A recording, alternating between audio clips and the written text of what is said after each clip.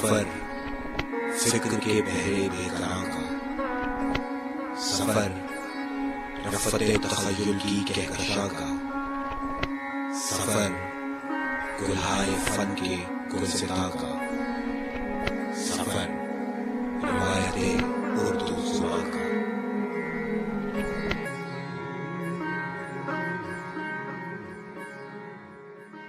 बिस्मिल्लाहिर्रहमानिर्रहीम।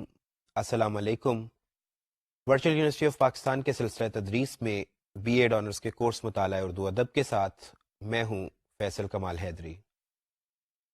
अज़ीज़ तलबा, गुज़श्ता लेक्चर में हमने अदबी इस्तिलाहात का मुताला शुरू किया था और मैंने बताया था कि ये सिलसिला 2 लेक्चर्स पर मुहित होगा। गुज़श्ता लेक्चर में हमने इब्तदाई नौइयत की अदबी इस्तिलाहात यानी रदीफ़, काफ़िया, मतला, मक्ता, तशबीह, इस्तारा और तलमीह पर बात की थी और मैंने बताया था कि रदीफ़, काफ़िया, मतला, मक्ता का ताल्लुक तो ऑब्वियसली बिलखुसूस शायरी से है, जबकि तशबीह, इस्तारा और तलमीह का इतलाक़ हम शायरी के साथ साथ नसर पर भी कर सकते हैं। आज के इस लेक्चर में हम इसी सिलसिले को आगे बढ़ाएंगे और आज हम आमद, आवर्द, खारजियत, दाखिलियत, हकीकत निगारी और ऐनियत जैसी इस्तिलाहात पर बात करेंगे और हम देखेंगे कि इनके मानी व मफाहीम क्या हैं और किस इस्तिलाह का इतलाक़ हम सिर्फ शायरी पर करते हैं और वो कौन सी इस्तिलाहें हैं जिन्हें हम शायरी और नसर दोनों में देख सकते हैं। अज़ीज़ तलबा, होता कुछ यूँ है कि जब हम अमूमन तनक़ीदी एतबार से बात करते हैं तो शायरी का लफ्ज़ ज़्यादातर सुनने में आता है। इसकी वजह ये है कि जब तनक़ीद का आगाज़ हुआ था, ख़ास तौर पे अगर हम लोग यूनानी अहद के हवाले से बात करें, तो तनक़ीद का जब आगाज़ हुआ था तो उस वक़्त नस्र के मैदान में काम ज़्यादा नहीं होता था। यानी जो ड्रामाज़ भी लिखे जाते थे या परफ़ॉर्म किए जाते थे, वो भी दरअसल मंज़ूम होते थे और ख़ास तौर पे दास्तानें जैसे एलियट की दास्तान ओडेसी हो या होमर की दास्तान ओडेसी हो या एलियट हो, दोनों मंज़ूम नौइयत की होती थी। सो नक्काद अमूमन जब भी बात करते थे तो यही कहते थे कि शायरी को यूं होना चाहिए, शायरी के औसाफ ऐसे हैं, शायरी इन खुसूसियात की हामिल होती है। हालांकि अब आके दौरे हाजिर में हम बहुत सी उन इस्तिलाहात का इतलाक दरअसल नसर पर भी करते हैं जिनके हवाले से माजी में सिर्फ शायरी में बात की जाती थी या शेरी उसलूब के हवाले से बात की जाती थी। सो आज के इस लेक्चर में जब हम बात करेंगे तो आमद और आवर्द, इन दोनों इस्तिलाहात का ताल्लुक तो बिलखसूस शायरी ही से होगा। लेकिन इसके बाद जब हम लोग दाखिलियत की बात करेंगे या खारजियत की बात करेंगे और बिलखसूस जब हम लोग हकीकत निगारी और ऐनियत का तज़किरा करेंगे तो इन इस्तिलाहात को हम नसर में भी उसी तरह अप्लाई कर सकते हैं। इनका मतलब नसर में भी उसी तरह देखा जा सकता है जैसा कि हम लोग शायरी में देखते हैं। बहरहाल हम आगाज करेंगे अपनी गुफ्तगू का आमद और आवर्द से। अजीज तलबा, आमद लफ्जी एतबार से अगर मैं बात करूं तो आमद फारसी जबान का लफ्ज है और फारसी मस्दर आमदन से माखूज है जिसके मानी है आना, जबकि आवर्द भी फारसी जबान का लफ्ज है और फारसी मस्दर आवर्दन से माखूज है जिसके मानी है लाना। यानी इस एतबार से अगर देखें तो आप ये कह सकते हैं कि आमद और आवर्द दोनों एक दूसरे की जिद है, यानी एक दूसरे के मुतजाद हैं। अदबी इस्तिलाह में जब हम लोग आमद या आवर्द का तज़किरा करते हैं तो हम उस शायरी को जो दरअसल बेसाख्ता नौइयत की होती है या जिसके हवाले से ये कहा जाता है कि जिसमें कोशिश नहीं करनी पड़ती बल्कि शायरी शायर पर गोया इल्हामी सूरत में वारिद होती है, नुज़ूल होती है, तो उस शायरी को हम आमद की शायरी कहते हैं। जबकि इसके बरक्स आवर्द की शायरी वो शायरी होती है जिसके लिए तगौदौ करनी पड़ती है, शौरी सतह पर तसन्नो जिसमें पाया जाता है, बनावट पाई जाती है। जानबूझ के शायर ज़्यादा से ज़्यादा दूरबीन किस्म के या दूरस्कार किस्म के ख्यालात को अपनी शायरी का हिस्सा बनाता है, अल्फाज से शायरी को सजाता है, कांट चांट बहुत ज़्यादा करता है। गोया शौरी तौर पर चाहते हुए किसी मजमून को किसी खास अंदाज में बांधा जाता है, उस शायरी को हम लोग आवर्द की शायरी कहते हैं। अब इस हवाले से मुख्तलिफ नाक़दीन या मुख्तलिफ मुहक़्क़ीन या अदब के उलमा मुख्तलिफ अंदाज में बात करते हैं। जैसे मोहम्मद हसन आज़ाद शायरी और शायर के हवाले से बात करते हुए कहते हैं, शायर को एक ख़ास निस्बत आलम बाला से है कि बवसातत और باسباب ظاہری کے ادھر سے اپنا سلسلہ جاری کرتا ہے۔ فی الحقیقت شعر ایک پرتو روح القدس کا اور فیضان رحمت الہی کا ہے کہ اہل دل کی طبیعت پر نزول کرتا ہے۔ اب آپ دیکھیے کہ شاعروں پر نزول ہوتا ہے یا اہل دل پر نزول ہوتا ہے شاعری کا،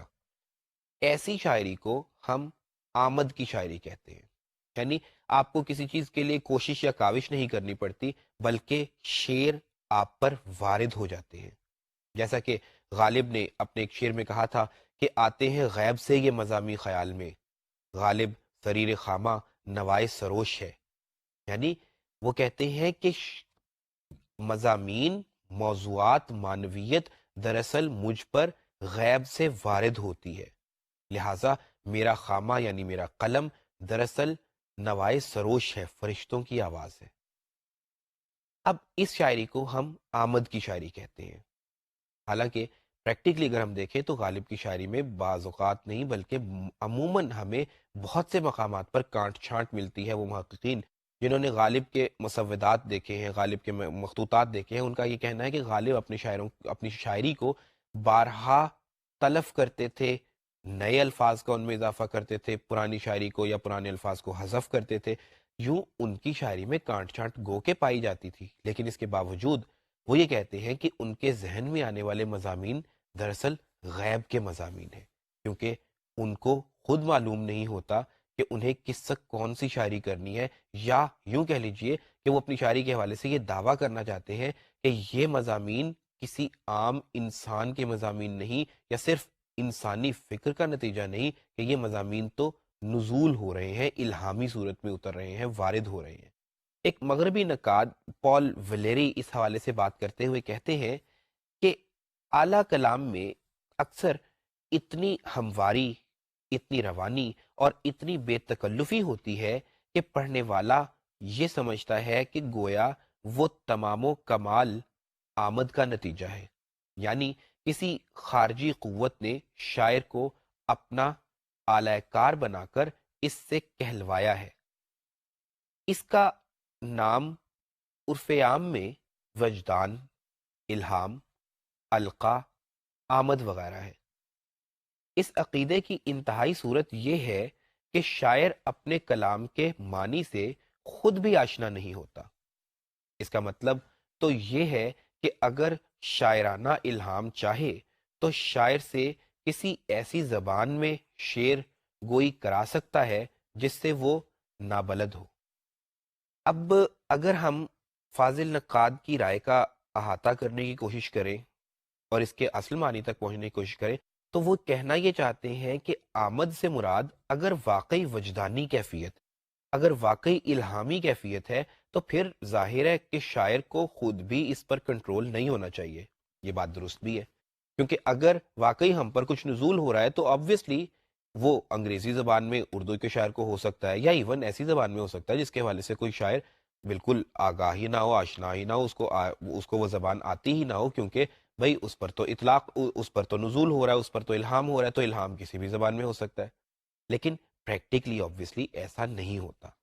یہی وجہ ہے کہ عموماً شعراء یہ کہتے ہیں کہ جس شاعری کو ہم آمد کی شاعری یا بے ساختہ شاعری، یا وہ شاعری کہ جس پر جو شاعر پر گویا نزولی کیفیت میں یکلخت طاری ہو گئی اور اس نے اسے صفحہ کرتاس پر اتار لیا، وہ شاعری بھی دراصل مکمل نزولی نوعیت کی نہیں ہوتی۔ شاعر بہرحال اس میں کانٹ چھانٹ بھی کرتا ہے، اس میں چینجز بھی لاتا ہے، اور اسے پھر سنوار کر، نکھار کر، اپنے اسلوب، اپنے انداز اور اپنے بنیادی مکتبہ فکر کے مطابق ڈھال کر اسے ہمارے سامنے پیش کرتا ہے۔ یہی وجہ ہے کہ ہر شاعر کا ہر شعر ہمارے سامنے نہیں آتا، بلکہ ہمارے سامنے صرف وہ کچھ آتا ہے جو شاعر دراصل لانا چاہتا ہے، اور آپ ہم تو یہ جانتے بھی نہیں کہ واقعی شاعر نے پہلی اٹیمپٹ میں یہ کچھ کہا بھی تھا یا نہیں۔ ہمارے سامنے تو کوئی بھی شاید چھپی ہوئی صورت میں آتی ہے، اس سے پہلے وہ کس نوعیت کی تبدیلیوں سے گزری، اس پر کس نوعیت کے تغیرات بپا ہوئے، ہم تو اس سے آگاہ ہی نہیں ہوتے۔ یہی وجہ ہے کہ عموماً ناقدین یہ کہتے ہیں کہ بہرحال آمد کی شاعری میں بھی آورد کا کسی نہ کسی حد تک ہاتھ ضروری ہوتا ہے۔ اب ابن رشیق اس حوالے سے بات کرتے ہوئے کہتے ہیں کہ جب شعر سر انجام ہو جائے تو اس پر بار بار نظر ڈالنی چاہیے، اور جہاں تک ہو سکے اس میں خوب تنقیح و تہذیب کرنی چاہیے۔ پھر بھی اگر شعر میں جودت اور خوبی پیدا نہ ہو تو اس کے دور کرنے میں پس و پیش نہ کرنی چاہیے۔ یعنی وہ یہ کہتے ہیں کہ بہرحال جب ایک شعر مکمل ہو جائے تو ہمیں اس کو نکھارنا چاہیے، کیونکہ محض صرف اس لیے کہ ہم یہ ثابت کر دیں کہ گویا یہ شعر مجھ پر نازل ہو گیا اور میں نے منون اس کو آپ کے سامنے یا قارئین کے سامنے پیش کر دیا، سامعین کو سنا دیا، تو صرف ہمارا مقصد اپنی قادر الکلامی کو ثابت کرنا تو نہیں، یا ہم یہ تو نہیں ثابت کرنا چاہتے کہ ہم پر گویا وجدانی کیفیت دوسروں کے مقابلے میں زیادہ طاری ہوتی ہے اور ہماری یہ وجدانی کیفیت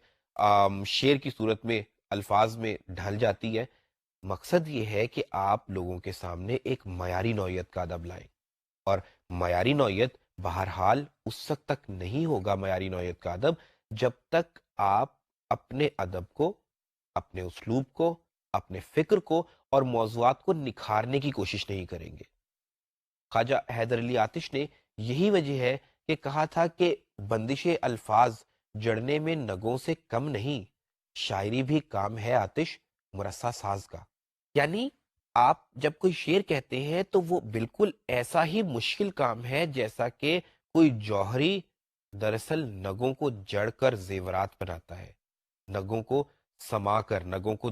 یوں کہہ لیجیے کہ جماتا ہے ان کی خاص جگہوں پر، تب جا کے کہیں شاعری مارز وجود میں آتی ہے، یا تب جا کے کہیں کوئی اچھا زیور بنتا ہے۔ اسی طرح سے الفاظ جب تک اپنی مطلوبہ جگہ پر نہیں بیٹھتے تب تک ایک پرلطف نوعیت کا شعر یا جاویداں نوعیت کا کلام مارز وجود میں نہیں آ سکتا۔ یہ تو ہے آمد اور آورد کا ایک عمومی تاثر۔ مولانا حالی نے مقدمہ شعر و شاعری میں، جو دراصل مد و جزر اسلام ان کی معروف نظم جو انہوں نے تاریخ اسلام کے حوالے سے لکھی تھی، اس کے مقدمے میں شاعری کی اہمیت، شاعری کی ماہیت، شاعری کی خوبیاں، خامیاں، شاعری کے شاعر اچھے شعر کے اوصاف اور شاعر اور معاشرے کے آپسی اثرات کے حوالے سے بات کی، اور پھر انہوں نے آمد اور آورد پر بھی بات کی۔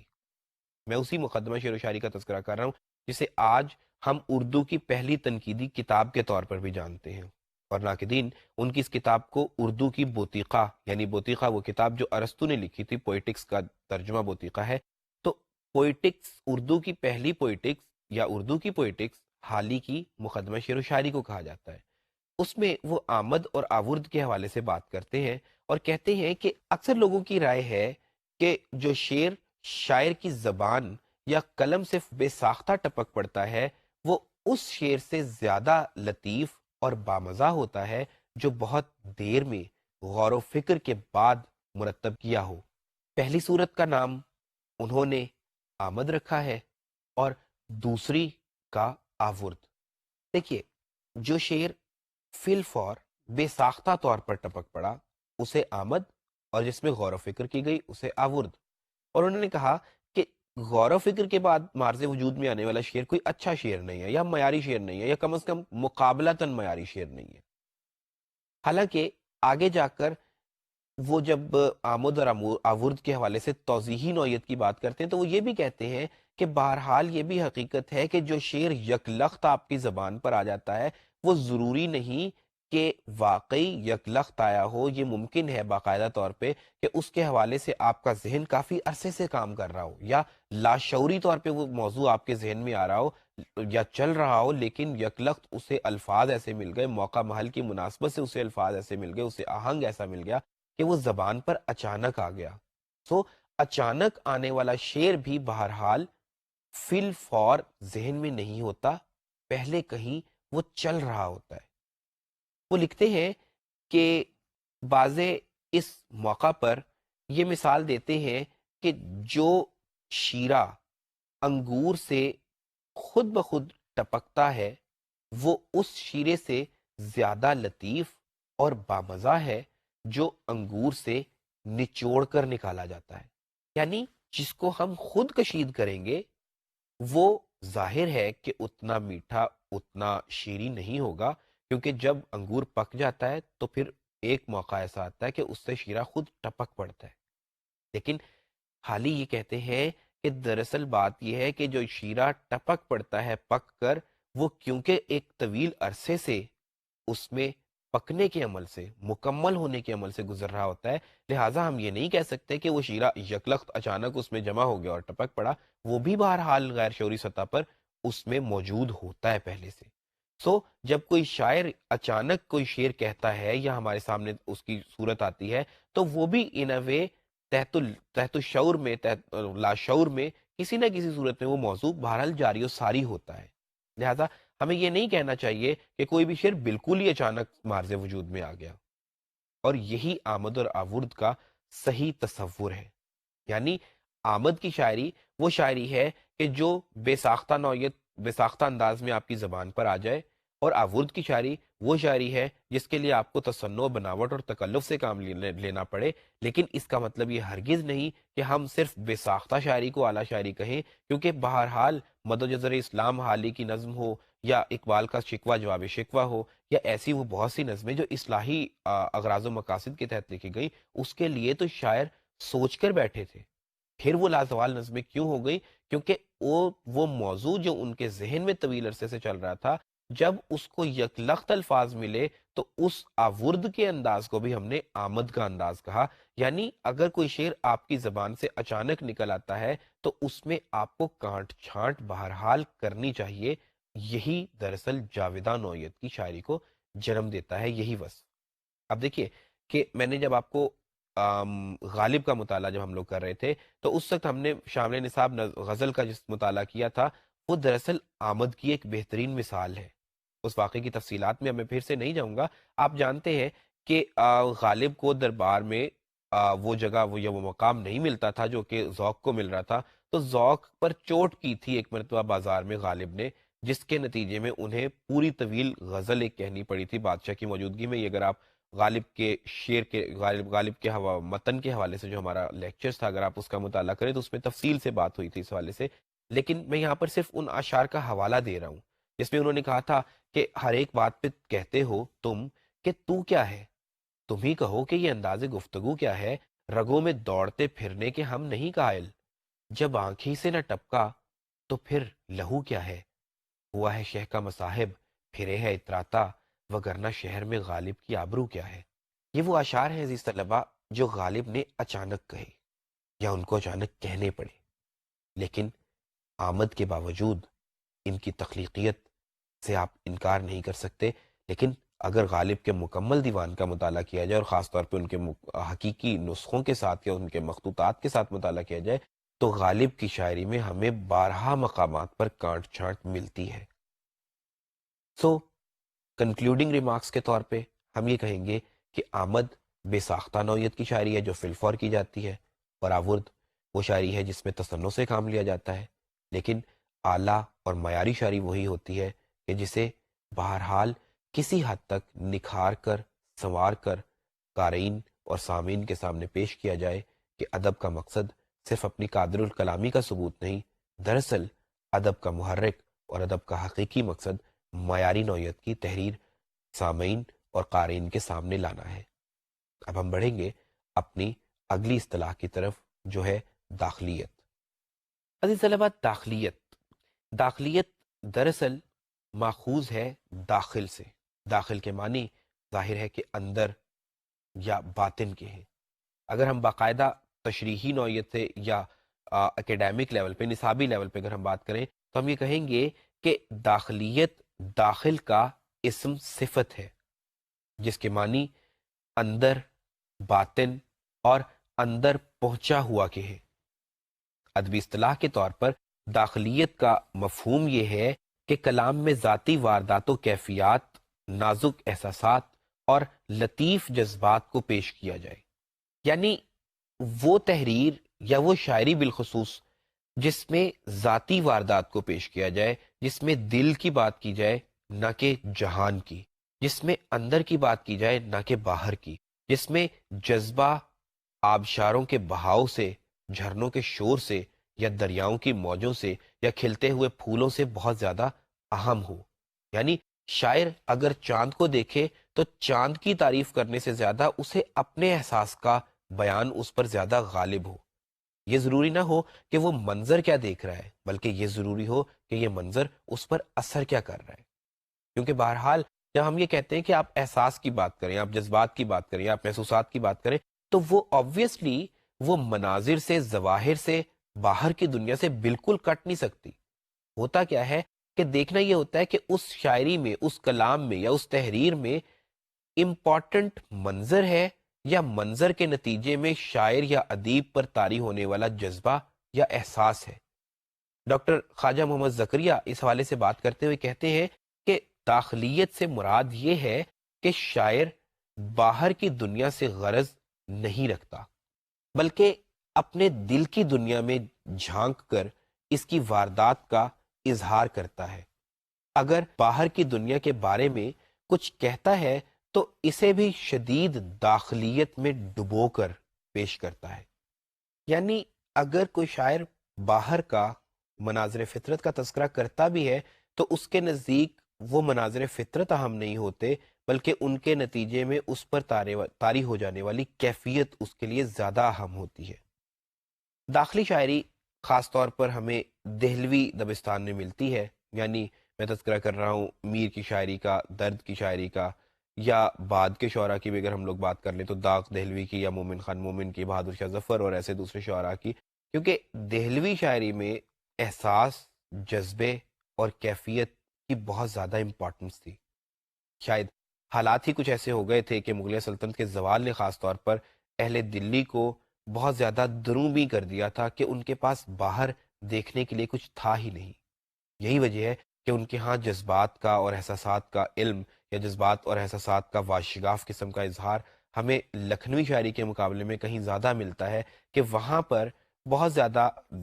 یوں کہہ لیجئے کہ تصنع بناوٹ پائی جاتی تھی. وہاں پر امن تھا، وہاں پر عیش و عشرت میں لوگ زیادہ مشغول تھے، وہاں پہ عیش و نشاط کا زیادہ دور تھا، خوشیاں وہاں پر زیادہ تھیں. کچھ مسرت کوشی میں لوگ ایسے ڈوبے ہوئے تھے کہ ان کے ہاں ظواہر سے زندگی تعبیر ہوتی تھی. ان کی زندگی مادیت سے زیادہ تعلق زیادہ رکھتی تھی، بجائے اس کے کہ وہ احساس اور جذبے کی بات کریں. وہ جذباتیت میں کچھ ایسے کھوئے ہوئے تھے کہ وہ ہر چیز کو چشم بصارت سے دیکھنا چاہتے تھے. وہ بصیرت پر بصارت کو زیادہ ترجیح دیتے تھے. ان کے مقابلے میں ہم دیکھتے ہیں کہ اہل دلی کی شاعری میں ہمیں داخلیت، اور خاص طور پر اگر میں میر کی بات کروں، میر تقی میر کی یا میر درد کی ہاں تصوف کی شاعری ملتی ہے، اور آبویسلی تصوف کا تعلق تو ہے ہی دروبینی سے. لیکن میر جو آپ کے نصاب میں شامل بھی تھے، اور اگر میں ان غزلیات کا مطالعہ ہی کروں یا ان غزلیات کا ہی حوالہ دینا چاہوں جو کہ دراصل ہم پڑھ چکے ہیں گزشتہ لیکچرز میں، تو آپ دیکھیے کہ جیسے مثال کے طور پر میر کا یہ شعر کہ جس میں وہ کہتے ہیں کہ آتش بلند دل کی نہ تھی ورنہ اے کلیم، یک شعلہ برق خرمن صد کوہ طور تھا. اب یہاں پر وہ اپیرنٹلی بات کر رہے ہیں حضرت موسیٰ علیہ السلام کے اس واقعے کی جس میں وہ اللہ تبارک و تعالیٰ سے ملاقات کے متمنی تھے. ظواہر کی بات ہے، لیکن امپورٹنٹ کیا ہے کہ آتش بلند دل کی نہ تھی ورنہ اے کلیم. گویا یہاں مناظر فطر، جیسا کہ ڈاکٹر خواجہ محمد زکریا نے پہلے کہا تھا کہ مظاہر کا اگر تذکرہ کرے گا بھی تو ان کو بھی وہ داخلیت میں ڈبو کر پیش کرے گا. جبکہ اس شعر سے ہٹ کے اگر ہم اسی غزل کے آخری مقطع کی بات، یعنی آخری شعر کی بات کریں، مقطع کی بات کریں، تو وہ کہتے ہیں کہ تھا وہ تو رشک حور بہشتی، ہمیں میں میر سمجھے نہ ہم تو فہم کا اپنی قصور تھا. یعنی حوروں کا رشک، رب کائنات کی بات ہو رہی ہے، وہ دراصل ہمیں میں موجود تھا. اندر کی بات، باطن کی بات، خاص طور پہ جب آپ عرفان ذات کی یا عرفان الہی کی بات کرتے ہیں تو پھر آپ اندر کی بات کرتے ہیں، داخلی جذبے کی، احساس کی، اور اس کیفیت کی کہ جب آپ پر یہ راز واہ ہوتا ہے کہ وہ رب کہ جسے ہم باہر تلاشتے پھرتے ہیں وہ دراصل ہمارے اندر موجود ہے، ہماری ذات کا حصہ ہے. دراصل عرفان کی ضرورت ہے، دراصل چشم بصیرت کی ضرورت ہے، یوں کہہ لیجئے کہ اس چشم بینا کی ضرورت ہے کہ جو مظاہر فطرت پر نظر نہیں رکھتی بلکہ اندر جھانکتی ہے، انسان کو اس کی حقیقت کا پتہ دیتی ہے. میں نے پہلے بھی جب میر کا شعر ہم یہ پڑھ رہے تھے تو تب بھی میں نے اس کا حوالہ دیا تھا. اس حوالے سے بات کرتے ہوئے میں نے کہا تھا کہ خواجہ میر درد جو تصوف کے شاعر ہیں، جو دراصل صوفی شاعر تھے، جو عرفان ذات کی بات کرتے تھے، وہ ہمیشہ داخلیت کی شاعری پر ہی یقین رکھتے تھے. ان کی شاعری میں خارجیت کا احساس بہت کم ہمیں ملتا ہے. جیسا کہ انہوں نے اپنے ایک شعر میں کہا تھا کہ ڈھونڈتے ہیں آپ سے اس کو پرے، شیخ صاحب چھوڑ گھر باہر چلے. کہ شیخ صاحب، زاہد و عابد لوگ اپنے اندر جھانکنے کی کوشش نہیں کرتے بلکہ رب کائنات کو اپنے سے باہر تلاش کرتے ہیں. نتیجہ کیا ہوتا ہے کہ انہیں عرفان ذات حاصل نہیں ہو پاتا، کیونکہ درد کے نزدیک بھی داخلیت دراصل ضروری ہے. اپنے اندر کا ادراک انسان کو ہو جائے تو رب کائنات کی حقیقت اس پر آشکار ہو ہی جاتی ہے. اسی طرح سے اگر میر کی شامل نصاب دوسری غزل کا آپ مطالعہ کریں تو اس کا مقطع جس میں وہ کہتے ہیں کہ تابہ مقدور انتظار کیا، دل نے اب زور بے قرار کیا. اب اس شعر میں بھی آبویسلی وہ دراصل اپنی کیفیت کا تذکرہ کر رہے ہیں. یوں یہ بھی داخلیت کا شعر ہے. اس کے بعد ہم بات کریں گے خارجیت کی. داخلیت اور خارجیت ایک دوسرے کے متضاد ہیں، جیسا کہ لفظ سے ہی واضح ہو جاتا ہے. نصابی اعتبار سے اگر خارجیت کی تعریف کریں تو ہم یہ کہیں گے کہ خارجیت خارج کا اسم صفت ہے جو داخل کی ضد ہے. خارجیت کے معنی ظاہرداری، ظاہریت، باہر پر زور دینے کے ہیں. ادبی اصطلاح میں خارجیت کا مفہوم یہ ہے کہ کلام میں داخلی دنیا کی واردات اور جذبات و احساسات اور کیفیات کے اظہار کی بجائے ظاہری حسن کے بیان، سراپا نگاری اور محبوب کے خد و خال کی تصویر کشی پر زور دیا جائے. یعنی خارجیت سے مراد مناظر فطرت کی عکاسی ہے. خارجیت سے مراد مادی دنیا پر بات کرنا ہے. خارجیت سے مراد بصیرت کی بجائے بصارت پر زور دینا ہے. جیسا کہ میں نے شروع میں کہا تھا کہ دراصل خارجیت داخلیت کی ضد ہے. داخلیت میں اگر ہم لوگ اندرون کی بات کرتے ہیں، اگر ہم لوگ باطن کی بات کرتے ہیں تو آبویسلی جب کوئی چیز کسی ایک خاص شے کا متضاد ہے تو وہ پھر باہر کی بات ہوگی. یعنی باطن کی بات ایک طرف ہے تو دوسری طرف باہر کی بات ہوگی. اگر ایک طرف احساس کی بات ہے تو دوسری طرف منظر کی بات ہوگی. اگر ایک طرف کیفیت کی بات ہے تو دوسری طرف ظواہر کی بات ہوگی، مادیت کی بات ہوگی. گویا اگر ہم اسے آسانی سے یوں ہی سمجھ لیں کہ داخلیت کی ضد خارجیت ہے، اندرون کی ضد بیرون ہے، تو پھر ہمیں بات بآسانی سمجھ آ جائے گی. جیسا کہ میں نے ابھی جب حوالہ دیا تھا میر تقی میر کے اشعار کا یا خواجہ میر درد کے ایک شعر کا، تو ہم نے دیکھا تھا کہ وہ عموماً دل پر زور دیتے ہیں. یعنی دل صرف ایک گوشت کے لوتھڑے کا نام نہیں، بلکہ یہاں دل وہ سٹور روم ہے، وہ جگہ ہے، وہ مقام ہے کہ جہاں پر رب کائنات کا ظہور ہوتا ہے. وہ جگہ ہے کہ جہاں پر رب کائنات رہتا ہے بقول شعرا. وہ جگہ ہے کہ جہاں سے جذبے پھوٹتے ہیں اور دراصل زندگی کی روح جہاں سے پھوٹتی ہے، زندگی کا جو کہ ضامن ہے. تمام کی تمام تر احساسات، تمام کی تمام تر کیفیات اور جذبات اسی دل کے رہینے احسان ہیں. چنانچہ داخلیت کے پیروکار ہونے کے باعث، داخلیت کے پرچارک ہونے کے باعث میر تقی میر درد اور باقی کے دہلوی شعراء دل اور احساس کی بات کرتے ہیں.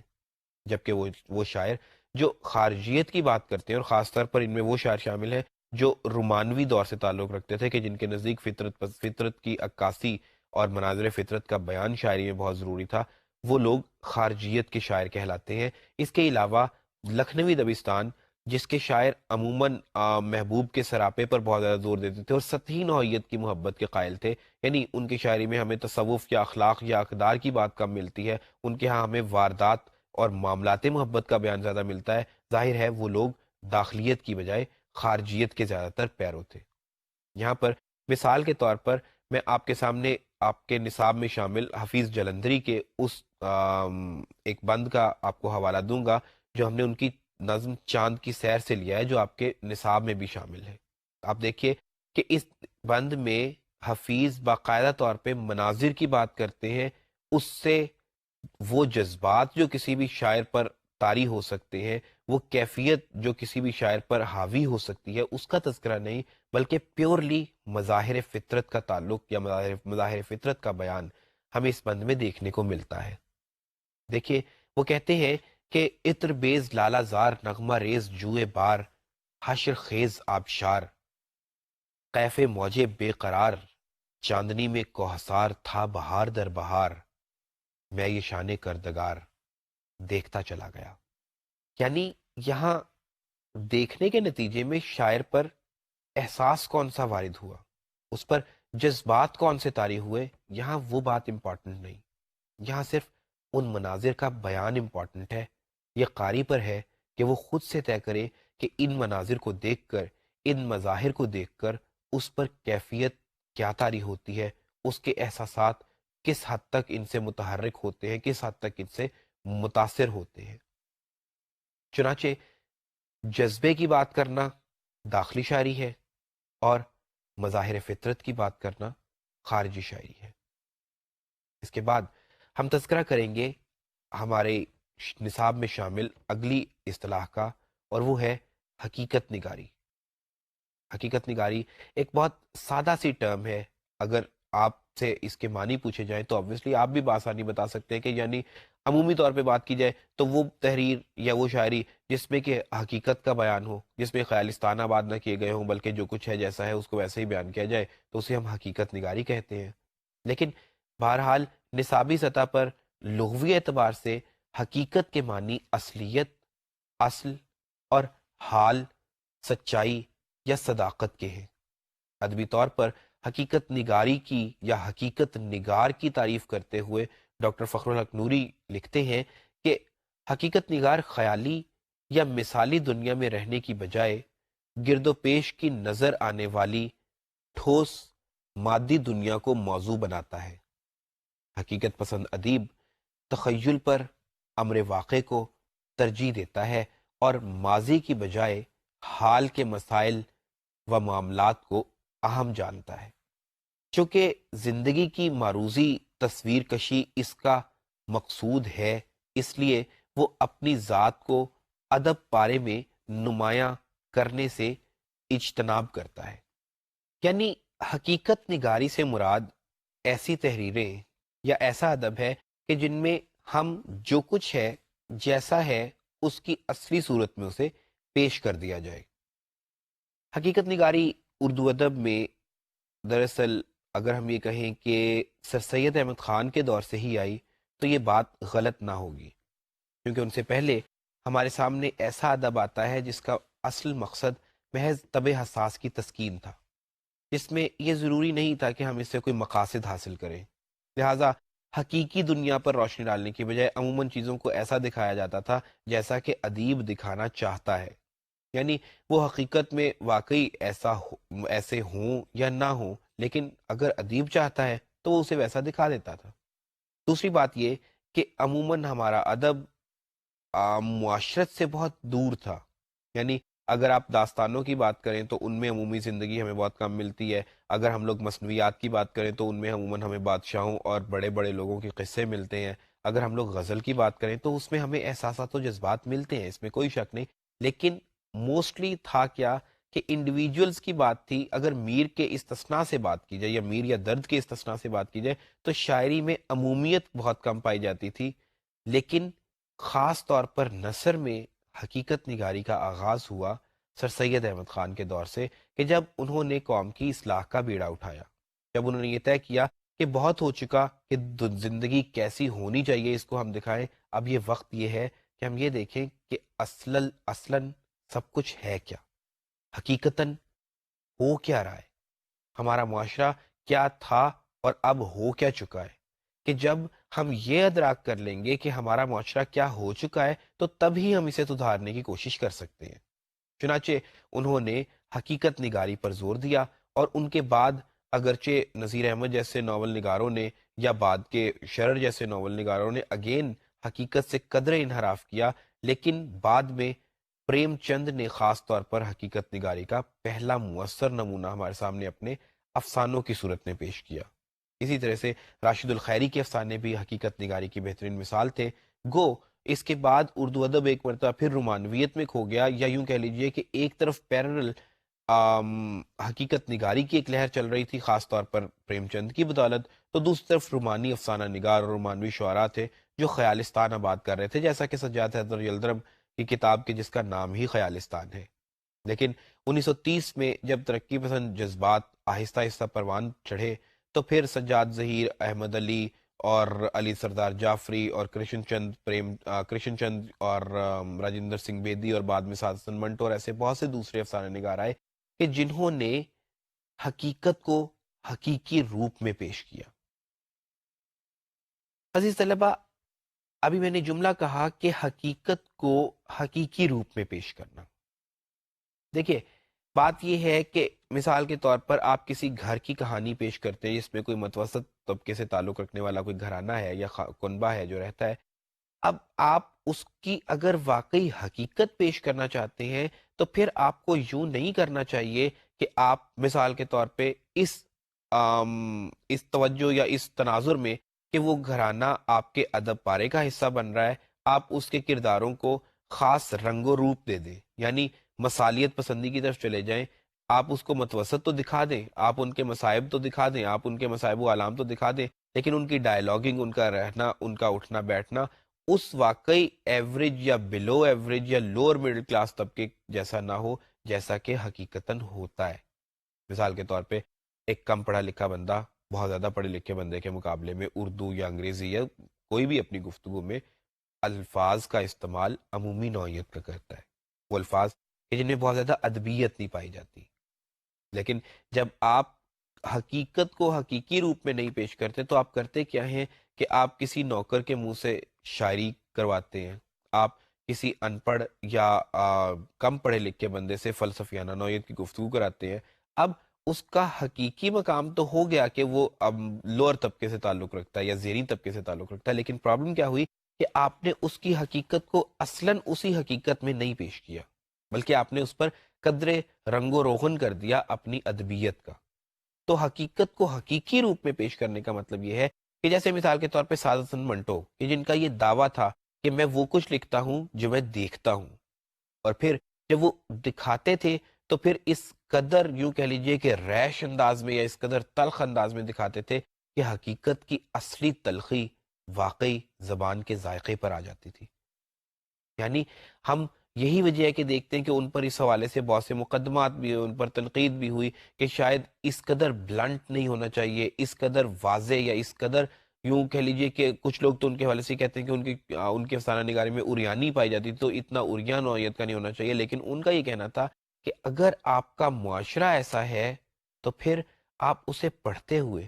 یا آپ اسے سنتے ہوئے اس قدر یوں کہہ لیجئے کہ برانگیختہ کیوں ہوتے ہیں، اس قدر غصے میں کیوں ہوتے ہیں۔ اگر ہم حقیقت سے نظریں چرانا چاہیں تو ایک علیحدہ بات ہے، لیکن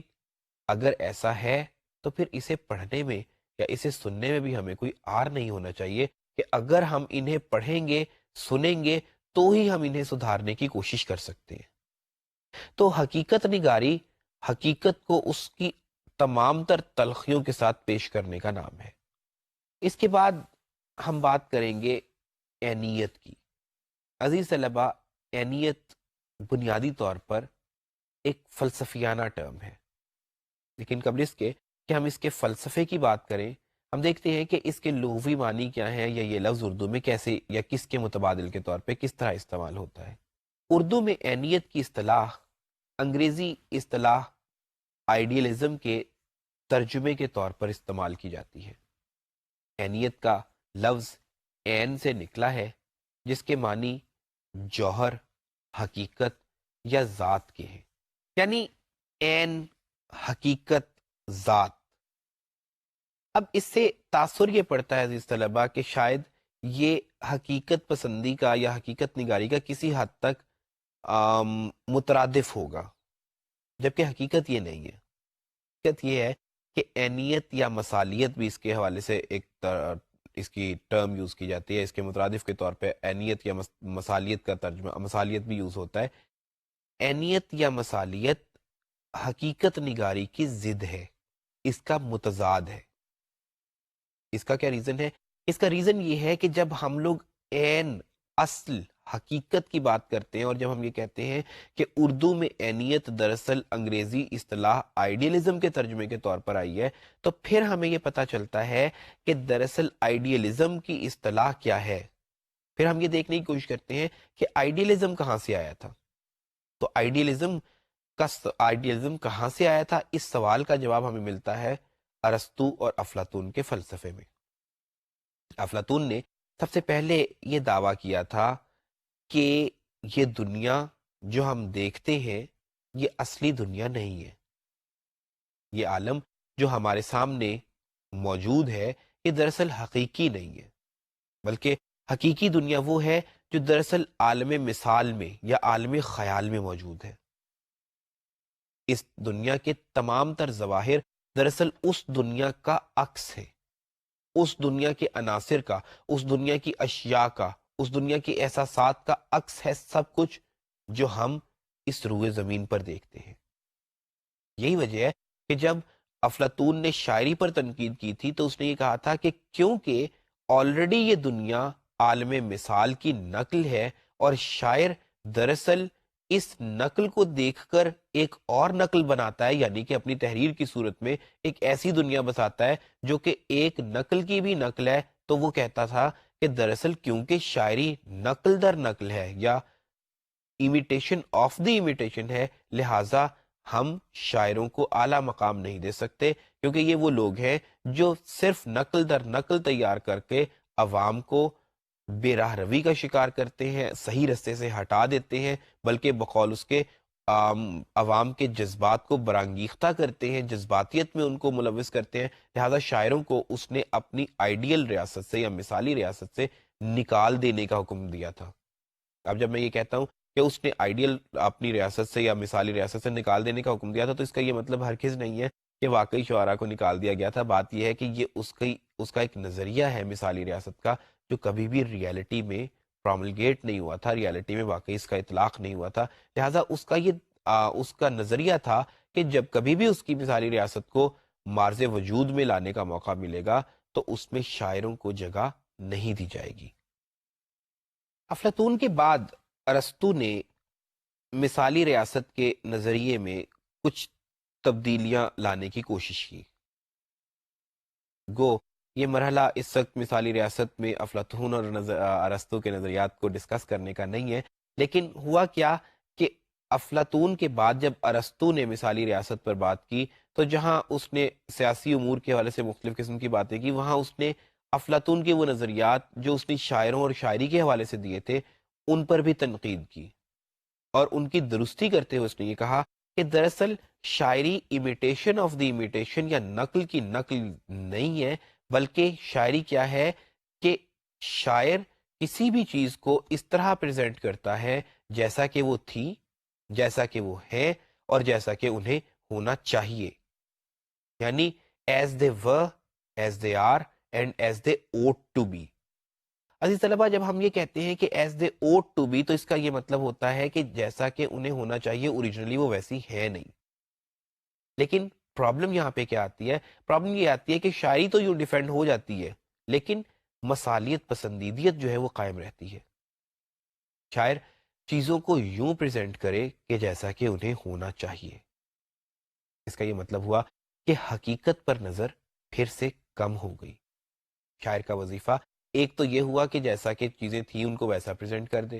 دوسرا وہ یوں پریزنٹ کر دے جیسا کہ وہ ہے، اور تیسرا کنکلوڈنگلی وہ یوں پریزنٹ کرے کہ جیسا کہ انہیں ہونا چاہیے۔ جبکہ حقیقت نگار یہ کہتے ہیں کہ جیسی کہ وہ ہیں ان کو بس ویسا پریزنٹ کر دیا جائے۔ یہاں پہ ادب اور ادیب کا وظیفہ، ان کا مقصد اور ان کا منصب مکمل ہو جاتا ہے، کیونکہ آپ کو یہ حق نہیں پہنچتا کہ کیا ہونا چاہیے، اس کو طے ہم نہیں کر سکتے بقول حقیقت نگار مصنفین۔ وہ یہ کہتے ہیں کہ آپ حقیقت کو عنوان پیش کر دیں، آگے سے قاری کا یا سامع کا کام ہے کہ وہ اس سے کس نوعیت کے نتائج اخذ کرتا ہے یا اس سے وہ کس نوعیت کی اصلاح پا سکتا ہے۔ جبکہ مثالیت پسند یہ کہتے ہیں کہ شاعروں کا یا ادیبوں کا کام یہ ہے کہ وہ چیزوں کو ایسے پریزنٹ کر رہے ہیں جیسا کہ انہیں ہونا چاہیے۔ یہ وہ تصور تھا کہ جس کے نتیجے میں اینیت پسندی ادب میں بھی آئی، کیونکہ ادب، جب ہم یہ کہتے ہیں کہ معاشرے کا ایک بہت اہم وصف ہے کہ ادب معاشرے کو صحیح یا غلط رستے پر گامزن کر سکتا ہے. مولانا حالی نے جب شاعری اور معاشرے کے آپسی تعلق پر بات کی تو انہوں نے شاعری کے معاشرے پر اثرات کا تذکرہ بھی کیا اور معاشرے کے شاعری پر اثرات کا تذکرہ بھی کیا. تو پھر کیا ہوا کہ ہم مثالیت پسندیدیت کے تناظر میں اگر بات کریں، عینیت پسندیدیت کے تناظر میں بات کریں، تو عینیت پسندوں نے کہا کہ ہمارا کام صرف یہ نہیں ہے کہ ہم یہ دکھائیں کہ معاشرہ ہے کیا، بلکہ ہمیں یوں بھی دکھانا ہے کہ معاشرے کو کیسا ہونا چاہیے. اس حوالے سے بات کرتے ہوئے ڈاکٹر ابو الاعجاز حفیظ صدیقی کہتے ہیں کہ ادب میں زندگی کو اس طرح پیش کرنے کی بجائے جیسی کہ وہ ہے، اس طرح پیش کرنا جیسا کہ اسے ہونا چاہیے، مثالیت یا عینیت پسندیدیت کہلاتا ہے. یعنی جیسا کہ اسے ہونا چاہیے. جب کوئی ادیب ایسی بات کرے گا تو وہ مثالی ادیب ہوگا یا عینیت پسند ادیب ہوگا. اردو میں جیسے مثال کے طور پر جب ہم نے ڈپٹی نذیر احمد کا مطالعہ کیا تھا تو میں نے یہ کہا تھا کہ وہ ان کے کریکٹرز میں تحریک نہیں ہوتی، ان کے کریکٹرز میں زندگی نہیں ہوتی. ایسا محسوس ہوتا ہے کہ ان کے کریکٹرز گویا کل کے لکڑی کے گھوڑے ہیں یا لکڑی کے کچھ پتلے ایسے ہیں جن کو کہ ڈپٹی نذیر احمد اپنی مرضی کے مطابق موو کروا رہے ہیں. جیسے ہم نے دیکھا تھا کہ اصغری کا کریکٹر تھا جو سراپا نیکی تھی، ماما عظمت کا کریکٹر تھا جو سراپا بری تھی، یا اسی طرح سے ان کے دیگر کریکٹرز ہیں دوسرے ناولز کے، جیسے ظاہردار بیگ کا میں نے اس وقت تھوڑا سا تذکرہ کیا تھا، یا ابن الوقت کا میں نے تذکرہ کیا تھا، کلیم کا تذکرہ کیا تھا. یہ وہ تمام کے تمام تر کریکٹرز ہیں جو ساکت ہیں، جو جامد ہیں، جن میں زندگی کی روح نہیں. کیونکہ دراصل ڈپٹی نذیر احمد کے نزدیک اہم بات یہ تھی کہ وہ یہ دکھا دیں کہ دراصل معاشرہ کو کیسا ہونا چاہیے.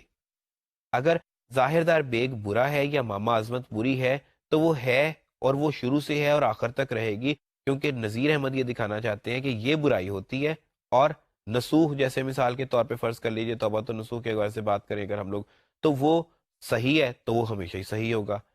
میرۃ العروس میں اصغری صحیح ہے تو وہ ہمیشہ ہی صحیح ہوگی، چونکہ ان کریکٹرز کے تھرو وہ دکھانا چاہتے ہیں کہ معاشرے کو کیسا ہونا چاہیے. اب مثالی ادب کی اگر ہم لوگ بات کریں تو اس میں ڈپٹی نذیر احمد کے علاوہ ہم باقاعدہ طور پہ آپ کی آسانی کے لیے علامہ اقبال کی مثال دے سکتے ہیں. علامہ اقبال اس وجہ سے عینیت پسند تھے کسی حد تک کہ وہ بھی دراصل قوم کی اصلاح چاہتے تھے، اور جیسا معاشرہ ہے ویسے کی تصویر کھینچنے کے بجائے انہوں نے اپنی شاعری میں زیادہ تر وہ بتانے کی کوشش کی کہ جیسا کہ معاشرے کو ہونا چاہیے. اور کم و بیش یہی حال الطاف حسین حالی کے ہاں بھی ہمیں ملتا ہے، اور کچھ بعد کے ان ادیبوں کے ہاں جو دراصل مصلح تھے، اصلاح چاہتے تھے. جیسے مثال کے طور پہ عبدالحلیم شرر کی تحریروں پر بھی اس بات کا اطلاق کیا جا سکتا ہے، اور بعد کے کچھ رومانوی لوگوں پر بھی اس کا اطلاق کیا جا سکتا ہے کہ جو حقیقت سے بالکل دور ہو کر، بالکل اپنی حقیقت کو فراموش کرتے ہوئے مناظر فطرت میں کھو کر اپنے فطری جذبات کو مکمل کرنا چاہتے تھے، ان کی تسکین کرنا چاہتے تھے، بالکل یہ جانے بغیر کہ حقیقت اس سے مختلف ہے. یعنی کریکٹرز کو اس طرح خوش و خرم دکھانا، جذبات سے بھرپور دکھانا کہ گویا ملک میں کوئی غلامی ہے ہی نہیں، ملک میں کوئی مسائل ہے ہی نہیں. ظاہر ہے کہ یہ حقیقت سے دوری ہے، یہ صرف وہ کچھ ہے جو آپ دکھانا چاہتے ہیں. چنانچہ مختصر سمیٹتے ہوئے بات کو ہم یہ کہیں گے کہ حقیقت نگاری چیزوں کو منون دکھانے کا نام ہے، اور مثالیت یا عینیت چیزوں کو اس طرح دکھانے کا نام ہے جیسا کہ ادیب چاہتا ہے یا ادیب کی خواہش ہوتی ہے، ماورائی نوعیت کی باتیں جو روئے زمین سے یا زمینی حقائق سے تعلق نہیں رکھتی. عزیز طلبہ، ہم نے آج کے اس لیکچر میں مختلف ادبی اصطلاحات کی بات کی. ہم نے آمد و آورد کی بات کی، اس کے بعد داخلیت اور خارجیت کا تعارفی سا مطالعہ کیا، اور پھر آخر میں حقیقت پسندی یا حقیقت نگاری اور عینیت کی بات کی. آمد اور آورد بالخصوص شعری نوعیت کی اصطلاحات ہیں، ان کا اطلاق صرف شاعری پر کیا جاتا ہے عموماً، لیکن وسیع پیمانے پر آپ یہ کہہ سکتے ہیں کہ ایون اگر نثر کوشش سے لکھی جائے گی تو وہ بھی آورد کی نثر ہوگی، اور اگر نثر بے ساختہ نوعیت کی ہوگی تو وہ آمد کی نثر ہوگی. اسی بات کا اطلاق شاعری پر بھی ہوتا ہے. داخلیت اور خارجیت کی بات کی تو ہم نے کہا دراصل داخلیت احساساتی اور جذباتی اور کیفیاتی نوعیت کی شاعری کا نام ہے، جبکہ خارجیت مناظر فطرت کی عکاسی اور ظواہر کی بات کرنے کا نام ہے۔ ظاہر ہے ان دونوں کا اطلاق عموماً شاعری پر کیا جاتا ہے، لیکن نثر پر بھی اس کا اطلاق ہو سکتا ہے۔ حقیقت نگاری اور عینیت کی بات کی تو ہم نے کہا حقیقت جیسی ہے اس کو منون دکھانا حقیقت نگاری ہے، اور عینیت مثالیت یا خیال انگیزی کی بات کرنے کا نام ہے، یعنی وہ حقائق جو روئے زمین پر موجود ہیں ان سے ہٹ کر باتیں ایسی کرنا کہ جیسا کہ دنیا کو ہونا چاہیے۔ مختصر سے انداز میں دراصل ہم ایک لیکچر میں ان اصطلاحات پر اتنی ہی بات کر سکتے تھے۔ اس کے بعد آپ پر یہ لازم ہے کہ آپ یہ دیکھیں کہ ہم نے نصاب میں جو کچھ پڑھا ان میں ہم کس مصنف پر یا کس تخلیق پر کس اصطلاح کا اطلاق کر سکتے ہیں، کہ اسی صورت میں آپ کو ادب کی اور ادیبوں کی صحیح تفہیم کا موقع ملے گا۔ ہم نصاب کے تقریباً آخری مرحلے کے بھی آخری حصے میں پہنچ چکے ہیں۔ اس کے بعد ہم اگلے لیکچر میں کچھ گرامر کے رولز کے حوالے سے، قواعد کے حوالے سے بات کریں گے، ہم رموز اوقاف کا مطالعہ کریں گے اور جملے کی ساخت پر مختصر سی بات ہوگی، اور پھر اس کے بعد اختتامی لیکچر ہوگا اور یوں یہ کورس ختم ہو جائے گا۔ سو دیکھیے کہ اب نصابی اعتبار سے ہمارے آخری لیکچر میں ہمیں کیا پڑھنا ہے، رموز اوقاف سے کیا مراد ہے اور جملے کی ساخت کیا ہوتی ہے، اس پر گفتگو رہے گی اگلے لیکچر میں۔ تب تک کے لیے اللہ حافظ۔